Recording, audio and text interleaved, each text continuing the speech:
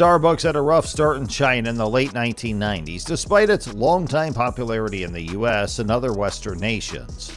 Starbucks now has nearly 7,000 outlets in China, which is its second largest market.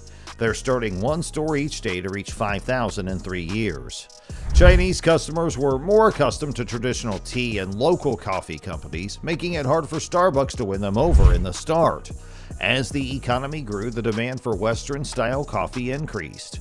Starbucks was able to survive in China's fast-growing coffee market by certain strategies that were not adopted by brands. With the help of these unique and exclusive strategies, Starbucks won Chinese customers by becoming the market leader in China. Starbucks has built a long-term strategy, local ties, and Chinese-specific products by connecting with Chinese culture from the start. In this video, we are going to dissect 5 excellent strategies that Starbucks used to win over Chinese customers while the whole Western world failed to make its mark there. So stay with us to unravel its mind-blowing strategies. Number 1. Attracting families to their stores. From China's cultural beginnings, the family has provided security, education, and spirit. Due to Confucian principles and culture, children and parents share responsibilities throughout life. Older children should show their parents respect and concern. Parental involvement in their children's upbringing, education, and careers is essential. Because Starbucks understood this issue, it made parent involvement a vital aspect of its people operations. Starbucks holds a Partner Family Forum annually since 2012. At this occasion, the company's partners or workers and their parents will hear about the company's China aspirations. In this discussion, partners discuss their Starbucks leadership and professional experiences. In person, Starbucks CEO Howard Schultz addressed the parents. The program's success is undeniable.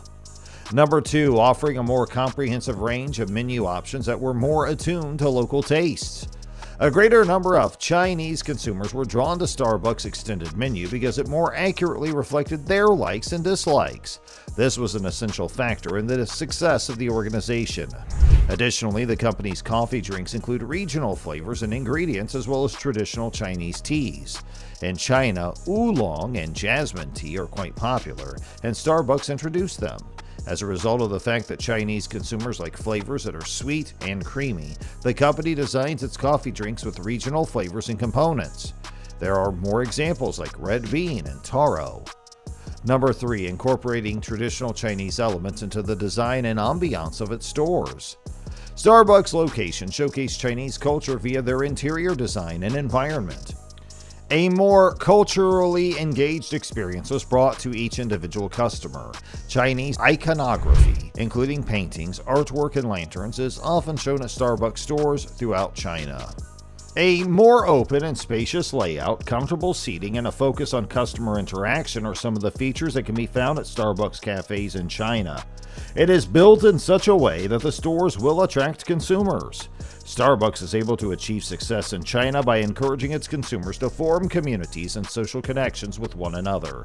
Starbucks has the potential to capitalize on the importance that Chinese culture places on social ties by creating an atmosphere that is engaging and encourages consumers to continue conversing. Because of this strategy, Starbucks has been able to cultivate a client base that is devoted to the brand by promoting itself as a location where customers can relax, make friends, and feel like they're a part of society. Number 4, building solid relationships with local partners and communities. Through their efforts, Starbucks was able to deepen its connections with local partners and communities. Additionally, as a part of this, they developed collaborations with local organizations in order to foster social responsibility and sustainability. This was accomplished by working together with Chinese suppliers and farmers to get ingredients of better quality. Starbucks' long-standing commitment to ethical sourcing and sustainability has been met with strong support from the Chinese consumer market, which is growing more concerned about issues relating to the environment and society. Customers from China have expressed their agreement with these principles. A tremendous amount of importance is placed by the Chinese on their community, which is also referred to as their inside circles. It doesn't matter whether it's their families, their schools, or their employers. People look to these circles as a source of loyalty, knowledge, and endorsement of the choices they make. Starbucks came up with its retail locations with the intention of making it simpler for these circles to get together. In contrast to comparable locations in the United States, where seats at Starbucks are often allocated for singular laptop users, Starbucks in China is built to support big crowds, loud noise, and reclining seating. Additionally, the spaces are often up to 40% bigger than those available in the United States. Additionally, they have been placed in office buildings and prominent and easily accessible areas, either on the first floors of regularly visited zones or on mezzanine levels. This has been done in order to maximize their visibility and appeal. In open-concept seating rooms, it is typical for there to be no impediments present in the layout. Upon first inspection, it could seem as if the chairs are spilling over into adjacent areas, such as the sidewalks or the lobbies. This is a common perception. Number 5. Appealing to a wide range of consumers. Starbucks was able to attract a more diverse customer base in China, including both young and senior customers. To cater to clients with varying budgets, the firm made it a priority to create a welcoming atmosphere in its retail locations and to provide a diverse selection of products at a range of price points. Coffee beans and tea leaves of superior quality have been procured by Starbucks via collaboration with local farmers and suppliers. As a result of the company's transformation into a reliable and accountable partner, the level of confidence in the organization has increased. In addition to these approaches, Starbucks grew its presence in China by investing in other companies and developing strategic alliances. A deal to purchase the remaining shares in the East China joint venture was announced by the firm when it began in 2017. The corporation has the distinction of being the first foreign company to possess its own stores inside the country.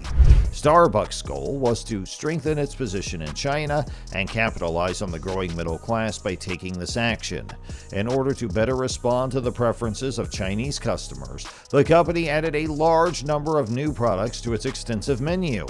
Red bean cake flavored mooncakes and drinks are among the new goods that have been introduced. Customers in China have been targeted by Starbucks via marketing and branding initiatives. In order to boost its brand, the firm has collaborated with local celebrities and sponsored high-profile events like the Olympics in Beijing. Through the use of WeChat and Weibo, Starbucks has developed stronger customer loyalty and improved communication. By adapting to local taste and preferences, integrating traditional Chinese culture into its retail locations, establishing strong partnerships with local partners and communities, and using efficient branding and marketing methods, Starbucks has been able to effectively win over consumers in China.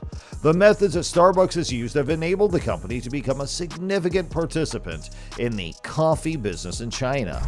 Moreover, the foundations of the company's success in China have been laid by these operations. Each and every national, multinational firm needs to model its operations after Starbucks. Starbucks has to play the long game in order to achieve a deep market commitment as it integrates into China's centuries-old culture. Establishing links with families and communities will make the company more desirable to local parties and more successful in building partnerships at the same time. When it comes to China's family traditions and ambitions for status, it is imperative that the company cultivate an environment that inspires pride in both its consumers and its staff.